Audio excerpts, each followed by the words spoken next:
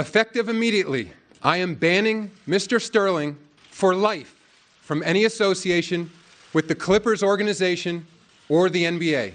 Mr. Sterling may not attend any NBA games or practices. NBA Commissioner Adam Silver banned longtime owner of the LA Clippers, Donald Sterling, this past week for racial remarks that were said about African Americans. Lifetime bans in sports are not common, but they do happen from time to time. Some find themselves tossed for their sport because they couldn't resist the next marital dread, while others simply just got mixed up with some shady characters. And while most of these athletes were banned for life, a few of them had their sentences shortened and managed to sneak their way back into the league. These are some of the most notable individuals that were at one point or the other told to never come back. Lance Armstrong, cycling legend, winning multiple Tour de France medals and 14 years of competitive racing, went down the drain when he admitted to doping in 2012.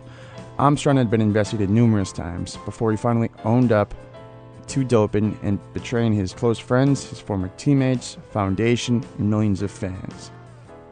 Pete Rose, baseball legend, holds the record for the all-time hits, most games played, but future generations may forget his name and contributions to the game, as he has been banned for life and all but guaranteed bid to the Baseball Hall of Fame. He was found to be betting on his own game, and a lifetime ban was handed down.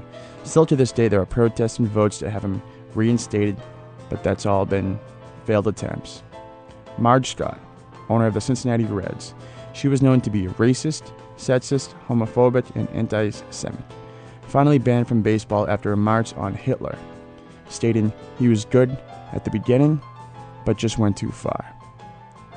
Shoeless Joe Jackson, a member of the 1919 World Series for the White Sox, and alleged to be involved in a payout from gamblers to throw the World Series. Even though Jackson was never individually found guilty, they instead banned all the players that were starters involved. Tonya Harding, figure skating. She was banned for her insight on planning an attack on Nancy Kerrigan before tryouts for the Olympic Games. She was never tried, but both her husband at the time and bodyguard served time and pleaded guilty, stating she had a major role in the attack. Ben Johnson, track and field. Johnson at the time was the fastest man alive during the late 1980s and early 1990s, but then later was found to be enhanced with doping and other steroids. He was an Olympic winner in the 100 meters in 1988, but failed multiple tests thereafter to restore his name, but could never stay clean. George Steinbrenner, owner of the New York Yankees, banned for life for paying a gambler to dig up dirt on a player that he was eventually trying to sue. This was actually overturned 3 years later, and the ban was lifted. He was also suspended for a short period of time as he had allegations related to Watergate and President Nixon. This was eventually pardoned by Ronald Reagan. Billy Couture, member of the 1927 Stanley Cup Finals Boston Bruins team. In Game 4, he started a bench clearing brawl. Usually brawls in hockey are common, but this bench clearing brawl ended in him severely injuring 2 referees. He is still banned by the NHL to this day. Hit the road, Jack, and don't you come back no more.